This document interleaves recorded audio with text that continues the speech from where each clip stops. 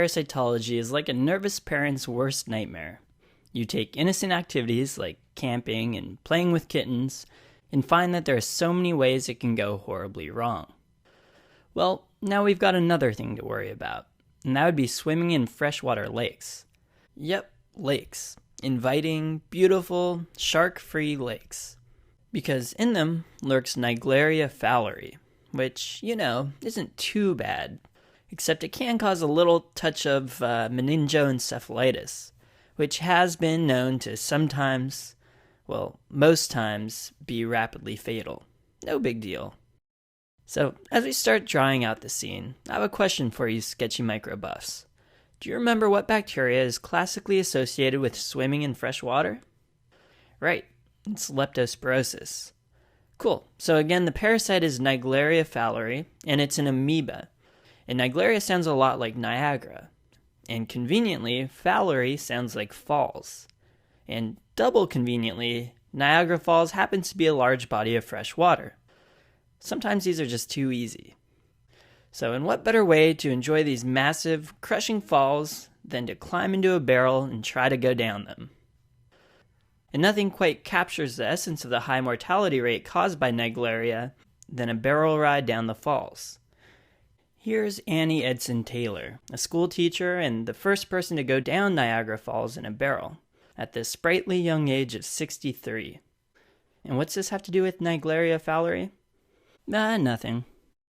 Anyway, if you look at the barrel riders going down the waterfall in the back, they're actually in these cribs, taking the stunt up a notch, I suppose, and they're cribs to represent cribiform plate, which is the entryway for Naegleria fowleri. The trophozoite can get up your nose and go through the cribiform plate and then enter the CNS, which is why it's no surprise that it causes meningoencephalitis, which is a long, fancy word for inflammation of the brain and meninges. So that means the patient will present with nuchal rigidity and fevers, consistent with meningitis, as well as having an altered mental status from encephalitis. So this barrel rider here on the ground didn't escape his stunt without injuries. He has a neck brace for meningitis and a red turban for encephalitis. When Naegleria is the culprit of these symptoms, the disease is termed primary amoebic meningoencephalitis. Again, that's because Naegleria is an amoeba. So this guy has some pretty severe symptoms, but it looks like he'll survive. This guy to the right, on the other hand, wasn't so lucky. Unfortunately for this guy, this will be his last barrel ride. He smashed his head on the rock, representing that the disease is rapidly fatal.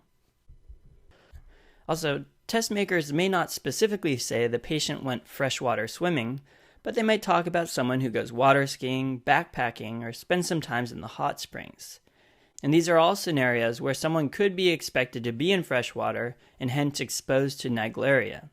So here in the middle, we'll add this happy-go-lucky windsurfing dude to remind you of its association with water sports. Okay, so the lesson so far, no water sports, no lakes, no jet skis. I guess just in general, a rule of thumb that I like to use is if it seems fun, your risk of dying from a brain-eating parasite skyrockets.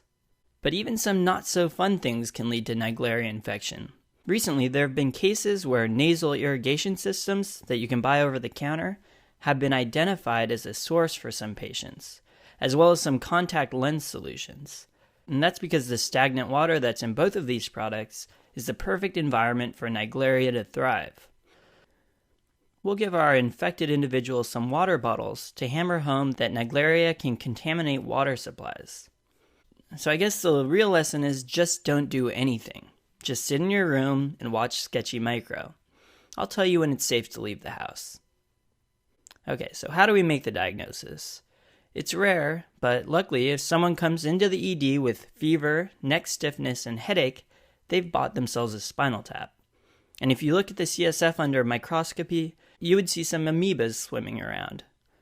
To represent lumbar puncture, we've got Annie in the front with a nice bottle of champagne, with a corkscrew that looks like a spinal needle. Now, for those of you in the know, when you do an LP as a nervous resident or medical student, you sometimes get a bit of blood in the CSF. If you have steady hands and perfect aim, you may get what's called a champagne tap, where there's no red blood cells in the fluid.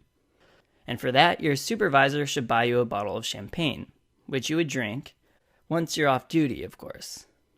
Anyway, these together should remind you that you would diagnose Naegleria with an LP. So if an astute clinician makes the diagnosis of primary amoebic encephalitis, the treatment of choice is amphotericin. We'll put our amphotericin amphibians all over this survivor here. Naegleria causes primary amoebic meningoencephalitis, which is rapidly progressive and has a high fatality rate. But for those who are diagnosed, try to get them started on amphotericin as soon as possible. It's pretty straightforward, but don't go anywhere. Sit inside where it's safe and watch the next video. Actually, wait. If you're in your house with an AC on, you could potentially get exposed to Legionella. But don't turn your heater on, because then you would get carbon monoxide poisoning. I think it's best if you just leave your house immediately.